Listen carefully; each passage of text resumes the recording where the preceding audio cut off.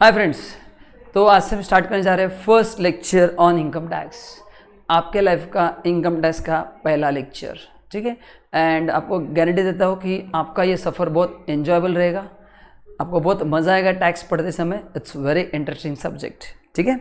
चलो नाउ, अभी पहले चैप्टर का जो नाम है वो है introduction to income tax act 1961, ठीक है। तो नोट्स आप सबके पास है ही, बट पहले मैं कुछ आपको बेसिक चीज़ें बताऊंगा एंड फिर अपन धीरे धीरे नोट्स पढ़ेंगे, ठीक है। चलो, सो अभी आपको कुछ इंटरेस्टिंग चीज़ें मेरे को आपको दिखाना है एंड फिर अपन धीरे धीरे एक एक करके पढ़ना स्टार्ट करेंगे। चलो नाउ जरा पढ़ लीजिए, स्क्रीन पे आपको क्या दिख रहा है ना। Quotes from famous person, the hardest thing in the world is to understand income tax. मतलब देखना, अपन जो सब्जेक्ट पढ़ने जा रहे हैं वो टेक्निकल है बट डिफ़िकल्ट नहीं है। एंड आप मेरे साथ पढ़ रहे हो, you will enjoy this subject, that is my 100% guarantee, ठीक है। चलो आगे और क्या बोलते कुछ लोग। इनकम टैक्स जोक्स पढ़ लीजिए आप, आपके लिए जोक्स चाहिए। आफ्टर वन पेज their income tax, one know how a cow feels after she has been milked. Correct ना, क्योंकि इनकम टैक्स भरना किसी को पसंद नहीं है।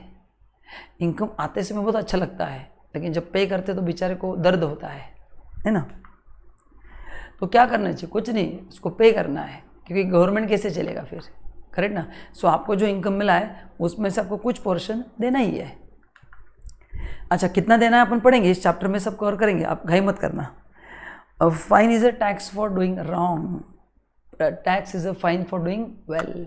आपने अच्छा काम किया, ईमानदारी से एथिकली पैसे कमाए, किसी का चीटिंग नहीं किया, उस पैसे पे गवर्नमेंट टैक्स लेती है। अच्छा, इलीगल है तो भी गवर्नमेंट टैक्स लेती है, मैं आगे आपको पढ़ाऊंगा ये, ठीक है ना। सो इनकम लीगल हो या इलीगल, गवर्नमेंट का कहना है कि तुमको मिला तो हमको भी चाहिए, सिंपल उनका प्रोविजन है। So they will take tax from you, ठीक है। चलो ये भी सिंपल था। आगे, born free tax to death.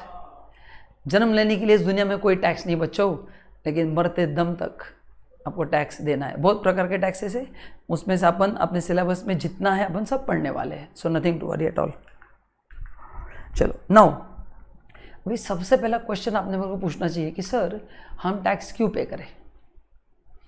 मेहनत मेरी है, इनकम मेरा है, मैं टैक्स क्यों पे करूं, है ना। ये क्वेश्चन काफ़ी लोग मेरे को पूछते हैं, मेरे काफ़ी सारे क्लाइंट मेरे को क्वेश्चन पूछते हैं, सर हम टैक्स पे क्यों करें, है ना। मैं मेरी मेहनत से पैसा कमा रहा हूँ ना, वैसे नहीं है। उसका रीज़न है, फिर देश कैसे चलेगा। आपको एक्सप्रेस हाईवे चाहिए, हाँ से चाहिए, है ना। बेटर इंफ्रास्ट्रक्चर चाहिए, अच्छे स्कूल कॉलेजेस गवर्नमेंट हॉस्पिटल चाहिए, यस। गवर्नमेंट की तरफ से सभी सर्विसेज चाहिए, यस। आपको सिक्योरिटी चाहिए, यस। तो ये गवर्नमेंट कहाँ से करेगा? सो tax is nothing but source of revenue for the government. Tax is nothing but source of revenue for the government. ये पॉइंट आप चाहे तो लिख सकते हैं। सो ये चार मैंने आपको पर्पस दी है, ये एग्जाम्पल है कि इन पर्पस के लिए गवर्नमेंट टैक्स कलेक्ट करती है। Maintenance of dam, security, railway, road, इसके लिए पैसा कहाँ से लाएंगी? तो आपसे जो पैसा लिया जाता है ना, उसी पे टैक्स करके, मतलब आपको जो इनकम मिलता है उस पर ही आपको टैक्स गवर्नमेंट को देना है। अभी जब मैं ऐसा बोलता हूँ ना, तो काफ़ी लोग काउंटर बैलेंस करते हैं, कॉमन मैन, और उनका कहना सही भी है। उनका कहना है कि सर मेरे को ये चीज़ समझ में नहीं आ रही है, मैंने इनकम अर्न किया, ठीक है, मैं उस पर इनकम टैक्स दे रहा हूँ, ठीक है, उस पैसे से गवर्नमेंट ने रोड बनाए, वो भी ठीक है, अभी उस पर मेरे से टोल टैक्स क्यों लिया जाता है फिर? करेक्ट ना, वो मेंटेन करने के लिए। This that much money is not enough. ये जो आपसे पैसा कलेक्ट किया, इट्स नॉट इनफ, करेक्ट ना। इसलिए अलग अलग टैक्सेस भी लगाए जाते हैं। मैं आपको एक टैक्स पढ़ा रहा हूँ, है ना, जो है income tax, but there are various other taxes also levied, and जिसका अलग अलग लॉजिक है। तो आपको सिलेबस में जितने टैक्सेस है उसका हर एक का मैं लॉजिक बताऊंगा कि ये टैक्स क्यों लाया गया, उसके पीछे की थ्योरी क्या है। ऐसे नहीं कि मैं पढ़ा रहा हूँ इसलिए तुम पढ़ रहे हो, दैट वोंट हैपन।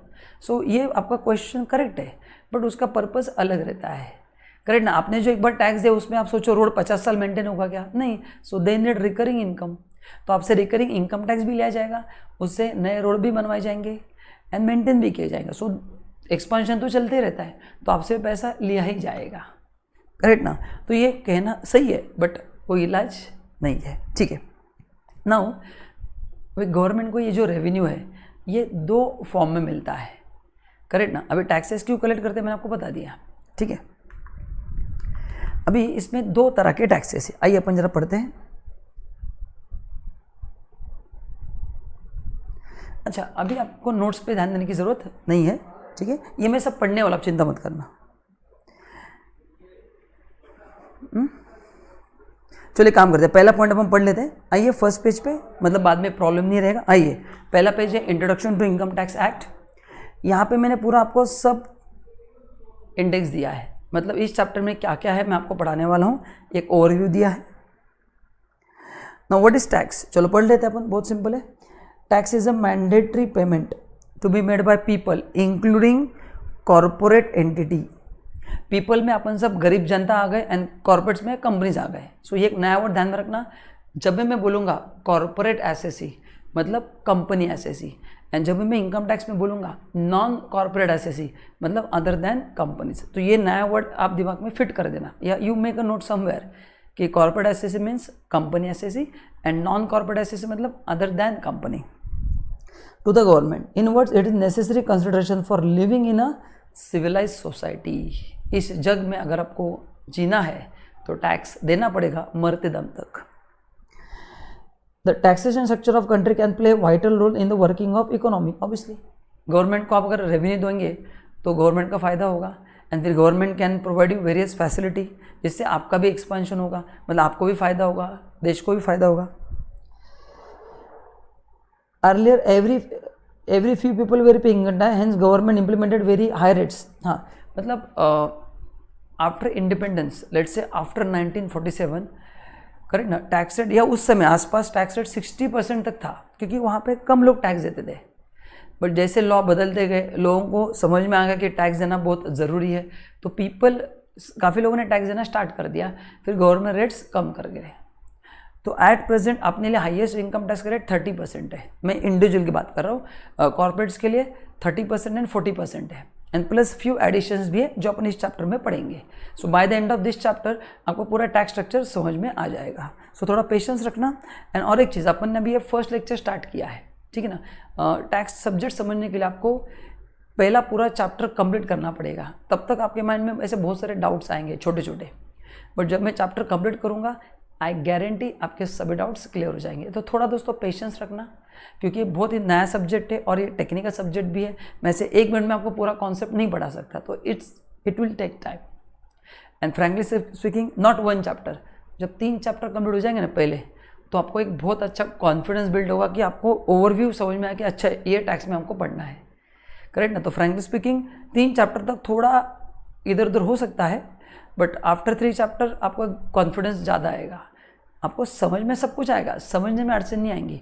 बड़े बोलते हैं ना, एक सब्जेक्ट का एक आपको आइडिया नहीं आएगा तब तक। 3 चैप्टर पढ़ेंगे तो आपको समझ में पूरा आ जाएगा। चलो, तो यहाँ पे दिया है कि पहले कम लोग टैक्स पे करते थे, बाद में फिर ज़्यादा लोगों ने टैक्स पे करना स्टार्ट कर दिया, तो गवर्नमेंट का रेवेन्यू बढ़ गया, एंड फिर बाद में उन्होंने क्या कर दिया, टैक्स रेट्स कम कर दिए, ठीक है। चलो, now why government need taxes, ये मैंने आपको दिया है जो आप सबको पढ़ना है ना, एक बार पढ़ के छोड़ देना।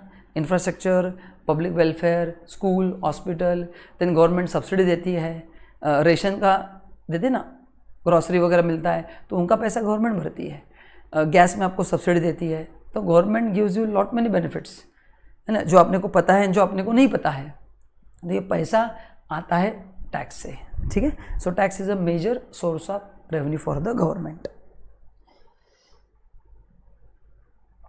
नाउ टैक्स को 2 पार्ट में डिवाइड किया है, one is direct tax and one is indirect tax, ठीक है। तो पहले अपन ये 2 वर्ड समझते हैं कि डायरेक्ट टैक्स क्या है और इनडायरेक्ट टैक्स क्या है। अभी अपन ने स्टार्ट किया है डायरेक्ट टैक्स, तो अपना पूरा फोकस इसके आगे डायरेक्ट टैक्स पे ही रहेगा, but I introduce what is the difference between direct tax and indirect tax, ठीक है। आइए, तो बहुत इंपॉर्टेंट चीज़ पढ़ने जा रहे हैं, डिफरेंस कि दोनों में फ़र्क क्या है।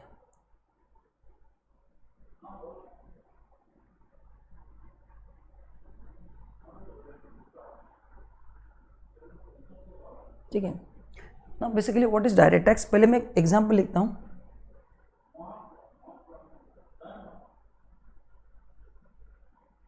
टैक्स ऑन इनकम एंड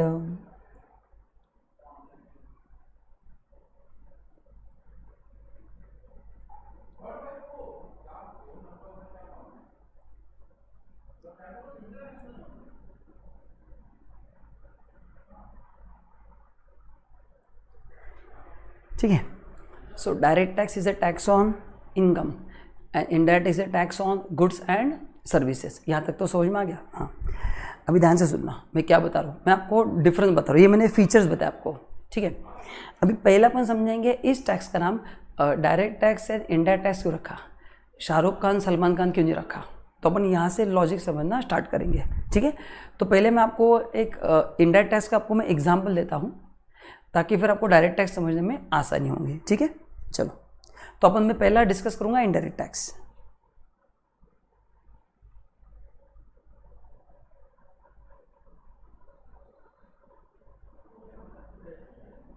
ठीक है, तो दोस्तों अपन एक एग्जाम्पल लेंगे, एग्जाम्पल है टाटा मोटर्स का।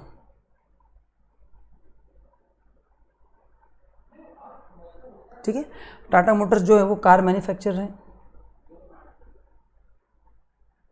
कार मैन्युफैक्चर करके वो सेल करती है,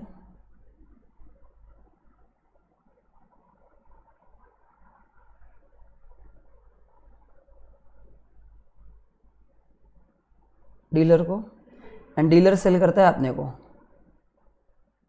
करेक्ट है ना। जब भी अपने को कार लेना है we approach nearest dealer and फिर हम डीलर को पैसे देके गाड़ी खरीदते हैं, ठीक है। तो टाटा कंपनी जो है टाटा मोटर्स वो डीलर को सप्लाई करेगी एंड डीलर आपको सप्लाई करेगा, ये सबको पता है। अभी कार जो है वो गुड्स है एंड गुड्स पे लगता है जीएसटी, है ना। 1 जुलाई 2017 के बाद इंडिया में जीएसटी इंट्रोड्यूस हुआ, ये भी आप सबको पता है, कोई अड़चन नहीं है, ठीक है। अभी जीएसटी कैसे लगता है आप समझ लें जरा। टाटा मोटर्स क्या करेगा,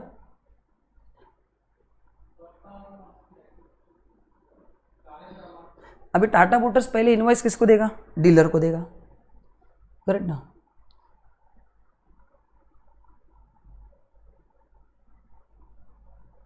invoice to dealer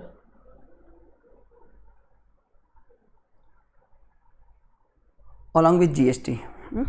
Tata Motors bill बना के देगा डीलर को कि भाई गाड़ी का कॉस्ट 6 लाख रुपए तेरे लिए और उसके ऊपर जीएसटी, ठीक है। फिर डीलर क्या करेगा, सेम चीज, डीलर इनवॉइस टू कस्टमर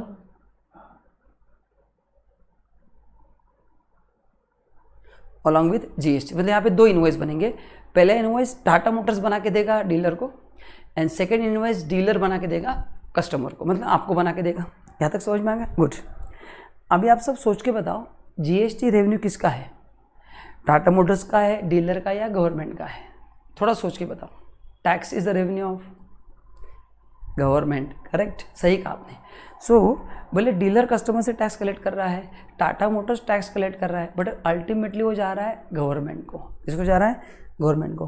तो यहाँ पे जो जीएसटी है टाटा मोटर्स क्या करेगी,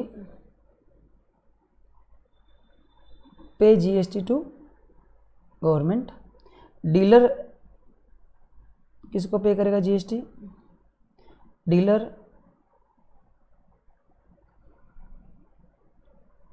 डीलर पे टाटा मोटर्स को करेगा, करेक्ट ना। तो टाटा मोटर्स ने जो बिल में जीएसटी लगाया वो डीलर टाटा मोटर्स को पे करेगा एंड डीलर भी गवर्नमेंट को टैक्स पे करेगा।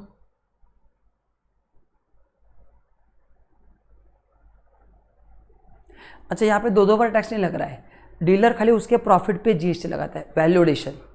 मतलब टाटा मोटर्स ने 6 लाख रुपए पे जीएसटी लगाया, डीलर का अगर मार्जिन 50,000 रुपये है तो 50,000 पे ही जीएसटी गवर्नमेंट लेती है, मतलब टोटल 650 पे जीएसटी आएगा, 6 लाख टाटा मोटर्स से लिया जाएगा एंड 50,000 जो डीलर का मार्जिन है वो उससे लिया जाएगा, ठीक है। अभी आप कैलकुलेशन में ध्यान मत दो, करेक्ट ना। मैं जब इंडायरेक्ट टैक्स पढ़ाता हूँ तो मैं आपको ये सब बताऊँगा, करेक्ट ना, कि ये कैसे कैलकुलेशन होता है। अभी आप बस इनडायरेक्ट टैक्स नाम क्यों रखा है इतना पे ध्यान दो, बाकी आप कोई कैलकुलेशन पे ध्यान मत दो, ठीक है। तो डीलर ने जो टैक्स कलेक्ट किया है, करें ना, कस्टमर से, उसमें से कुछ वो टाटा मोटर्स को दे चुका है एंड फिर उसका जो प्रॉफिट है उसके ऊपर वो टैक्स देगा गवर्नमेंट को, टाटा मोटर्स भी टैक्स देगी गवर्नमेंट को। So ultimately in all cases tax is going to government, ठीक है। तो गवर्नमेंट को देने वाला है डीलर, देने वाला है टाटा मोटर्स, लेकिन अल्टीमेटली पूरा बर्डन किस पे पास ऑन हुआ है, कस्टमर पे हुआ है। पूरा बर्डन किस पे पास ऑन हुआ है, कस्टमर पे हुआ है, क्योंकि डीलर ने जो टाटा मोटर्स को टैक्स दिया है वो कस्टमर से वसूल करता है। मतलब आपको टैक्स देते समय 6.5 लाख पे टोटल टैक्स देना है करेक्ट ना, क्योंकि टाटा मोटर्स का कॉस्ट 6 लाख है, डीलर का प्रॉफिट 50,000 है। तो दोस्तों आप 6.5 लाख पे टैक्स दोगे डीलर को, उसमें से 6 लाख का टैक्स वो कंपनी को देगा एंड कंपनी वो भर देंगी, एंड 50,000 का जो है वो गवर्नमेंट को भर देगा। तो ये ऐसे बिलिंग होगा। और एक बार बताता हूँ, टाटा मोटर 6 लाख का बिल बनाएंगे डीलर के नाम पे, 6 लाख प्लस जीएसटी, डीलर आपको 6.5 लाख प्लस जीएसटी के बिल बना के देगा, डबल टैक्स नहीं होगा। अरे ना, डीलर जो है खाली 50,000 रुपये गवर्नमेंट को जीएसटी देगा एंड टाटा मोटर्स को 6 लाख का जीएसटी टाटा मोटर्स को देगा। तो आपसे जो 6.5 लाख पे जीएसटी कलेक्ट किया गया है, 6 लाख का जीएसटी टाटा मोटर्स को जाएगा, 50,000 का जीएसटी डीलर के पास जाएगा एंड ये दोनों लोग गवर्नमेंट को पे कर देंगे, ये दो लोग गवर्नमेंट को पे कर देंगे। मतलब कुछ भी हो जाए, अल्टीमेटली सोचो ये पैसा किसको मिला है, डीलर को मिला है, टाटा मोटर्स को मिला है या गवर्नमेंट को मिला है, गवर्नमेंट को मिला है। एकदम सही आंसर। एंड इसका अल्टीमेट बर्डन किसके ऊपर आया है? मैंने कहा था 6.5 लाख का बिल कस्टमर के नाम पे रेज होगा, क्योंकि एंड यूज़र जो है वही जीएसटी भरता है। तो यहाँ पे एंड यूज़र अल्टीमेटली कंज्यूमर है, डीलर तो एक बीच में एजेंट है जो गुड्स खरीद के सामने पास ऑन कर रहा है। तो पूरा बर्डन 6.5 लाख का टैक्स तो आपसे ही वसूल किया जाएगा, खाली गवर्नमेंट को भरते इसमें 2 लोग भरेंगे, बट पूरा 6.5 लाख का टैक्स आपको ही देना है। मतलब बर्डन इनडायरेक्टली आपके ऊपर आ रहा है, इसलिए उसको बोलते हैं इनडायरेक्ट टैक्स। इसलिए इसको क्या बोला जाता है? Indirect tax, because burden indirectly आपके ऊपर आता है। एंड इससे सिंपल एग्जाम्पल मैं आपको देता हूँ, अगर ये नहीं समझा तो बहुत सिंपल है। आपने मेरा लाइव क्लास ज्वाइन किया है या पेन ड्राइव क्लासेस, लेट से लाइव क्लास ज्वाइन किया है, उसमें आपका फीस है 30,000 प्लस जीएसटी 18%, सो आएगा 35,400।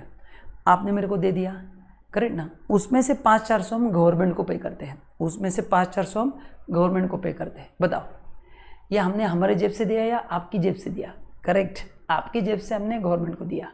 तो इनडायरेक्टली बर्डन आपके ऊपर पास हो रहा है, गवर्नमेंट को विपुल सा दे रहा है, बट मैं बर्डन आपके ऊपर शिफ्ट कर रहा हूँ इनडायरेक्ट टैक्स, जिसका बर्डन आपके ऊपर इनडायरेक्टली आता है। आप डायरेक्टली गवर्नमेंट को पे नहीं कर सकते। अभी काफ़ी लोगों को डाउट होगा, सर हम क्यों नहीं पे कर सकते? हम आपको 30 देंगे, गवर्नमेंट को 500-400 देंगे, मेरे को अड़चन नहीं है, बट देन हर एक बंदे को इंडिया में जीएसटी का नंबर लेना पड़ेगा, क्योंकि only registered person can pay GST to government. तो खाली एक क्लास के एडमिशन के लिए आप जीएसटी नंबर लोगे क्या? तो इंडिया में जितने भी एंड यूज़र है, अगर आपके घर में 10 लोग हैं, हर एक आदमी कुछ ना कुछ डेली खरीदी करता है, तो आपके घर में 10 जीएसटी के नंबर होंगे एंड कंप्लायंस बहुत बढ़ जाएगा, बहुत ज़्यादा। मतलब कोई भी मैनेज नहीं कर पाएगा, किसी के लिए प्रैक्टिकली पॉसिबल नहीं है। इसलिए आपका बर्डन हमारे ऊपर शिफ्ट किया है, क्योंकि हमारे पास जीएसटी नंबर है और हम तो बिजनेस करने बैठे हैं, तो will do all the compliance. But as a consumer तुम एक बार परचेस करना है तो क्या उसके लिए जीएसटी नंबर लोगे क्या? है ना, बेवकूफ़ी का काम है। इसलिए गवर्नमेंट ने ये बर्डन हमारे ऊपर रखा। ये उसका मैंने आपको लॉजिक बताया है, ये मैंने उसका आपको क्या बताया? लॉजिक बताया। तो this is how indirect tax works. तो और एक बार बताता हूँ, ये इंडायरेक्ट टैक्स क्यों बोला जाता है? क्योंकि इसका बर्डन इनडायरेक्टली आपके ऊपर ही आता है। आप डायरेक्टली गवर्नमेंट को पे नहीं करते, आप मेरे को पे करोगे, मैं आपके बिहाफ पे गवर्नमेंट को पे करूँगा। लेकिन whereas now I will come to direct tax. ध्यान देना दोस्तों, डायरेक्ट टैक्स जो है ना, ये आप आपके इनकम पे डायरेक्टली गवर्नमेंट को देते हो, आप मेरे को नहीं देते। फॉर एग्जाम्पल आपके पेरेंट्स या तो जॉब करते रहेंगे, बिजनेस करते रहेंगे, whatever they are doing, whatever income they are earning, I repeat, whatever income they are earning, उसका टैक्स वो खुद ही गवर्नमेंट को भर रहे हैं, है ना। दिल गो टू पर्टिकुलर कंसल्टेंट, जैसे मैं कंसल्टेंट हूँ, and they will give all the income details. Based on income details that particular consultant will prepare balance sheet and prepare, business बनेगा तो बैलेंस शीट, नहीं तो इनकम टैक्स रिटर्न प्रिपेयर करेगा and tax government को भर देगा। तो income tax is never given to me, क्योंकि वो आपका रेवेन्यू आपको ही गवर्नमेंट को देना है, इसलिए उसको बोलते हैं direct tax. So direct tax मतलब जो आपके जेब से जाता है, आपका दिल कट करके गवर्नमेंट को देना पड़ता है। दिल मतलब किसी की इच्छा नहीं होती देने की, बट देना पड़ता है, इसलिए उसको बोलते हैं डायरेक्ट टैक्स है इनडायरेक्ट टैक्स। तो इस पॉइंट में आपने समझा क्या? अगर आपको ये समझ में आएगा तो आई एम वेरी हैप्पी कि इस टैक्स का नाम डायरेक्ट और इनडायरेक्ट क्यों दिया है। So there are 2 types of taxes. जो इनकम पे है वो डायरेक्ट टैक्स है, जो आपको डायरेक्टली गवर्नमेंट को देना है, वहाँ पे विपुल सर बीच में नहीं रहेंगे। लेकिन जो इनडायरेक्ट टैक्स है, जो आपने मेरा क्लास लगाया है, लाइव क्लास हो या ऑनलाइन लेक्चर्स हो, उस अमाउंट में 18% जीएसटी इंक्लूड रहता है। तो वो मैं आपसे कलेक्ट करके गवर्नमेंट को देता हूँ, वो मैं आपसे कलेक्ट करके गवर्नमेंट देता हूँ, तो वो इनडायरेक्टली बर्डन आपके ऊपर आता है, इसलिए उसको बोलते हैं इनडायरेक्ट टैक्स। ठीक है, तो ये था पहला पॉइंट। आई होप यहाँ तक आपको समझ में आ गया। ठीक है, नाउ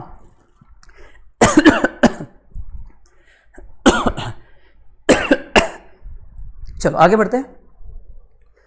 तो ये था उसका मीनिंग, आप चाहे तो उसको लिख लेना इफ़ यू वांट। इसको लिख लो फटाफट, डायरेक्ट टैक्स, इनडायरेक्ट टैक्स क्या होता है और हाउ इट वर्क्स, ठीक है। फिर मैं आपके सामने एक इंटरेस्टिंग एनालिसिस लेके आने वाला हूँ, बहुत मज़ा आएगा आपको समझने के लिए। एंड थोड़ा पेशेंस रखना, मैं आपको बहुत डिटेल में पढ़ा रहा हूँ, तो मैंने आपको पहले ही कहा कि पहला चैप्टर कंप्लीट होने दो, करेक्ट ना। डोंट ट्राई टू इमेजिन कि what is going to come next, है ना।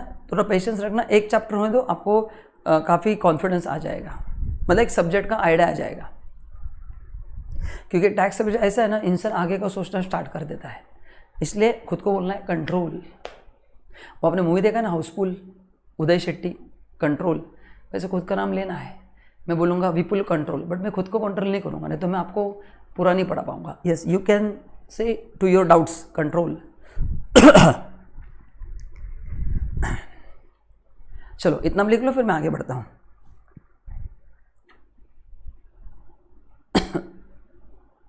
ठीक है, चलो नाउ अभी आपके सामने एक इंटरेस्टिंग एनालिसिस लेके आ रहा हूँ। ये बहुत मज़ेदार एनालिसिस है, ध्यान से सुनना। ये है आता, है ना, ये नाम है आता, वो गाना है ना, आता माझी सटकली, हाँ उसमें से आता है। कौन सा मूवी था? सिंघम रिटर्न। आता ने गुड्स सेल किया टू माता, है ना, माता को गुड्स सेल किए।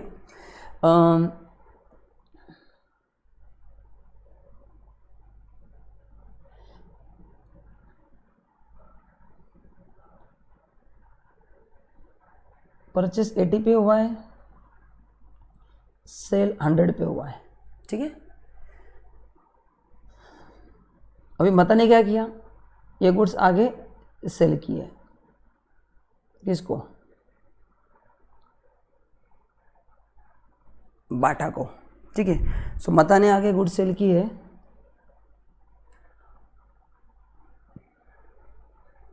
फॉर 120 रुपीज़ और आई से 130 रुपीज़, ठीक है। तो अभी देखो, अगर मैं P&L अकाउंट बनाता हूँ आता का, तो उसका परचेज दिखेगा 80 रुपीज़, सेल दिखेगा 100 रुपीज़, प्रॉफिट दिखेगा 20 रुपीज़। एकदम सिंपल, इसमें तो कोई अड़चन नहीं, सबको समझ में आ गया, ठीक है। ये इन द बुक्स ऑफ आता है।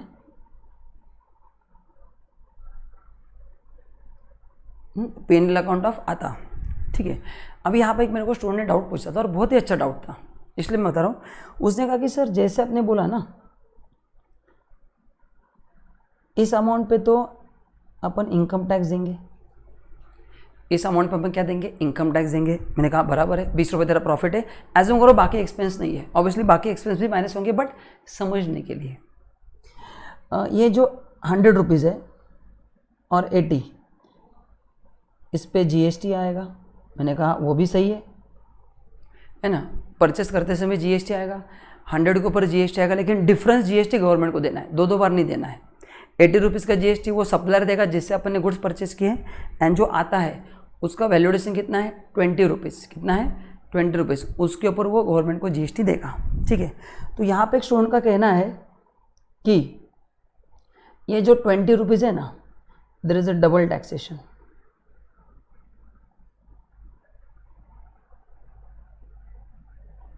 ऐसा उसका कहना था। उसने कहा कि सर ये जो 20 रुपीज़ है ना, इस पे इनकम टैक्स भी लग रहा है और इस पे GST भी लग रहा है, क्योंकि ये 20 इसमें इंक्लूड है, मतलब 20 रुपीज़ पे डबल टैक्स हो रहा है, 20 रुपीज़ पे डबल टैक्स हो रहा है। उसने कहा कि वो 100 में भी इंक्लूड है, मतलब उस पर GST भी लग रहा है, एंड जो प्रॉफिट है तो उसके ऊपर इनकम टैक्स भी लग रहा है। तो सर आप इसका आंसर कैसे दोगे? मैंने कहा बताता हूँ। तो ये एक स्टूडेंट ने बहुत ही अच्छा डाउट पूछा था। आपके ऐसा कोई स्टूडेंट था ब्रिलियंट जिसने मेरे को लेक्चर में डाउट पूछा था, ठीक है। तो मैं अब इसको क्लैरिफाई करता हूँ, ठीक है। पहले आपको अपने, आई होप आपने क्वेश्चन लिख लिया है, नहीं तो आप एक बार क्वेश्चन लिख लो। क्वेश्चन समझ में आ गया? पूरा फोकस मेरा आता पे है। 80 पे परचेज किया है, 100 पे सेल किया है, 20 पे इनकम टैक्स देगा, बट उसका कहना है कि 20 रुपये पे सर डबल टैक्स हो रहा है। 20 रुपये 100 में भी इंक्लूड है यस ऑब्वियसली इंक्लूड है, जिस पे जीएसटी लग रहा है, एंड 20 रुपये में सेपरेटली भी टैक्स दे रहा हूँ, तो दोनों कैसे देने हैं? डबल टैक्स तो नहीं होता है, नहीं डबल टैक्स कभी नहीं होता है। तो मैं एक्सप्लेन करता हूँ। देखो पहला डिफरेंस, ये 100 रुपीज़ का जो जीएसटी ना, ये बर्डन पास ऑन हो रहा है। इनडायरेक्ट टैक्स का मतलब क्या था? बर्डन अपन पास ऑन करते। तो ये जो आता ने सेल किया है, ये माता से रिकवर किया जाएगा। That is the point to be noted, पहला पॉइंट। तो ये 100 पे जो जीएसटी है वो आता विल कलेक्ट फ्रॉम माता, MAT है, तो माता को जेब से देना है, एंड 20 रुपया पे टैक्स आता को देना है। ये जनरल पॉइंट बताया। तो स्टूडेंट ने कहा हाँ सर, वो तो समझ में आ गया कि इनकम टैक्स आता को देना है, एंड जीएसटी का burden upon indirect tax burden pass on करते हैं। तो आता किस पे और बर्डन पास ऑन करेगा? माता के ऊपर। तो 100 पे जीएसटी वो माता पे करेगा। बट उसका कहना था सर फिर भी डबल टैक्स तो हो रहा है ना, मैं पे करूँ या सामने वाला पे करूँ? अल्टीमेटली गवर्नमेंट को 20 रुपये पे 2 बार टैक्स ले रही है, मेरे से इनकम टैक्स और सामने वाले से इनडायरेक्ट टैक्स। मैंने कहा हाँ, उसका भी लॉजिक बताता हूँ कि वो डबल टैक्स आपके लिए है, बट दोनों टैक्स लगाने का पर्पस अलग है। ध्यान से सुनना, ये 20 रुपये पे टैक्स क्यों लगाया गया है? For equal distribution of income. Otherwise what will happen? Rich will become more rich, and जो गरीब है वो और गरीब बन जाएंगे। सो गवर्नमेंट नहीं चाहती कि जो लोग ज़्यादा पैसा कमा रहे हैं उनके हाथ में अगर पूरा पैसा चला गया ना, सो देन मुश्किल हो जाएगा इकोनॉमी में। इसलिए जैसे तुम ज़्यादा पैसा कमाते हो, गवर्नमेंट तुमसे छीन के पैसा लेती है बाय वे ऑफ टैक्स। इसलिए वो आपको दिखने के लिए डबल टैक्स है, बट गवर्नमेंट का ऑब्जेक्टिव अलग है। दिखने के लिए वो है डबल टैक्स, बट दो डबल टैक्स इनकम टैक्स तभी बोलती है जब एक चीज़ पे 2 लोग टैक्स देते हैं। राइट, मतलब एक ही बंदे पे एक ही बंदा 2 टैक्स दे रहा है। यहाँ पे एक बंदा 2 टैक्स नहीं दे रहा है, 2 अलग अलग बंदे टैक्स दे रहे हैं, तो पहले वो डबल टैक्सेशन नहीं है। तो ये काफ़ी गलत अंडरस्टैंडिंग है काफ़ी स्टूडेंट्स में। तो डबल टैक्सेशन का मतलब एक इनकम पे 2 बार टैक्स हो रहा है। यहाँ पे 2 अलग अलग चीज़ें हैं।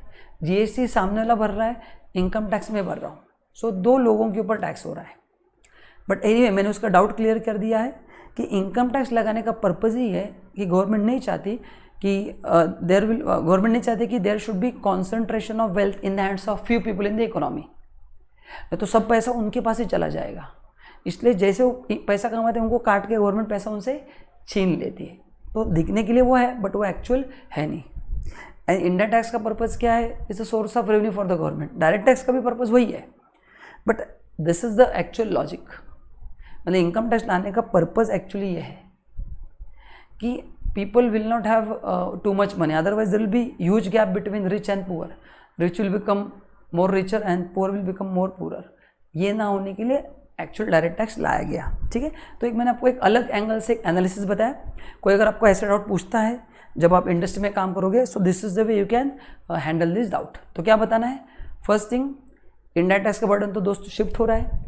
डायरेक्ट टैक्स पे हम टैक्स दे रहे हैं 20 रुपये पे, देखा जाए तो इनडायरेक्टली डबल टैक्सेशन हो रहा है, बट गवर्नमेंट का ऑब्जेक्टिव अलग है। 20 रुपये पे गवर्नमेंट टैक्स कलेक्ट क्यों कर रही है? ताकि कुछ लोगों के पास ज़्यादा पैसा होता तो उनको काट के पैसा लिया जाएगा, so that there will be equal distribution of income in the economy. That is the simple logic. ठीक है, इससे ज़्यादा आपको सोचने की ज़रूरत नहीं है। This is more than enough from academic point of view. ठीक है, आप चाहे तो लिख के रखना है, फिर मैं आगे बढ़ता हूँ।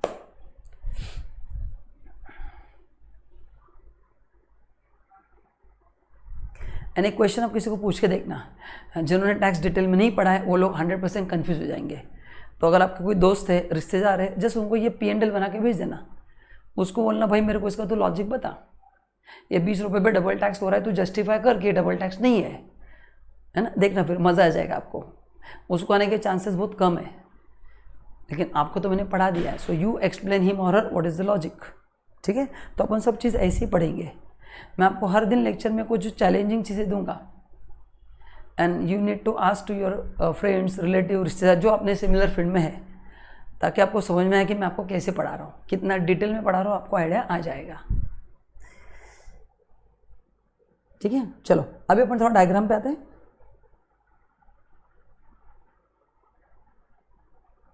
देखो, तो डायरेक्ट टैक्स जो है it is the tax levied on income, जिसको हम बोलते हैं income tax. Indirect tax is a goods and service tax, और उसमें कस्टम ड्यूटी भी आता है। तो इनडायरेक्ट टैक्स में जीएसटी है, कस्टम ड्यूटी। जीएसटी को 3 पार्ट पे अपन ने डिवाइड किया है। एक इंट्रा स्टेट होता है, 2 इंटर स्टेट। इंट्रा स्टेट का मतलब विद इन स्टेट, मतलब जो लोग महाराष्ट्र में हैं, जिन्होंने मेरे क्लासेस लिए है, वो इंट्रा स्टेट ट्रांजैक्शन होगा एंड आपसे जो फीस लिया गया है उसमें ये 18% टैक्स कलेक्ट होगा। अभी तो 18% है, बाद में चेंज भी हो सकता है क्योंकि जीएसटी में बहुत फास्ट चेंज होता है। जब मैं रिकॉर्ड कर रहा हूँ अभी 18% है, करेक्ट ना। सो बाद में वो कम ज़्यादा भी हो सकता है। तो CGST एंड SGST दो लगते हैं, दोनों इक्वल रहेंगे। तो CGST 9%, SGST 9%, ऐसा होगा। अगर इंटरस्टेट सप्लाई है, मतलब कोई मेरा स्टूडेंट है जो यूपी में है, जिसने मेरे लेक्चर्स लिए, तो उसको ओवरऑल टैक्स लगेगा 18%। सो C+S, CGST का 9%, SGST का 9%, दोनों मिला के 18%। एंड वही अगर इंट्रास्टेट यूनियन टेरिटरी में हो रहा है तो खाली UGST आता है, तो ये सेम ही है। तो इंट्रा में दो होते हैं, with in state and with in union territory. With in state है तो SGST आएगा and with in particular union territory तो UGST आएगा। तो इन ये ऐसे दो सप्लाई GST में है, इंट्रास्टेट एंड इंटरस्टेट, ठीक है। और यहाँ पे भी रेट 99% लगेगा। ये मैंने क्लास का रेट लिखा है। GST में अलग अलग रेट्स है, जिसका डिस्कशन मैं इंडायरेक्ट टैक्स में करूँगा। अभी आपको इंडायरेक्ट टैक्स में एंट्री नहीं करना है, खड्डे में गिर जाओगे क्योंकि अपन ने कुछ पढ़ा नहीं है। तो जब मैं पढ़ाऊँगा इंडायरेक्ट टैक्स का, उस समय अपन देखेंगे। अभी आपको ध्यान नहीं देना है, अभी आपका फोकस डायरेक्ट टैक्स पे रखो, ठीक है। वो भी अपने को पढ़ना ही है कभी ना कभी, तो जब पढ़ाऊँगा तो मैं आपको बताऊँगा, ठीक है। So these are the types of taxes, ठीक है। तो आपका जो क्लास का फीस है, ऑनलाइन लेक्चर का फीस है, उसमें 18% GST भी इंक्लूड होता है, ठीक है ना। चलो, अच्छा, एंड कस्टम ड्यूटी भी है। कस्टम ड्यूटी तो बिफोर GST भी था और आफ्टर GST भी है। कस्टम ड्यूटी GST में सबसे नहीं हुआ है, वो पहले भी अकेला तनहा था, आज भी अकेला है और बेचारा तनहा है, ठीक है। चलो, meaning of direct tax. Direct tax is a payment made by SSC directly to government. Directly government को आप पे करते हो। एग्जाम्पल है income tax is a tax on income earned. Indirect tax is a tax on goods and services.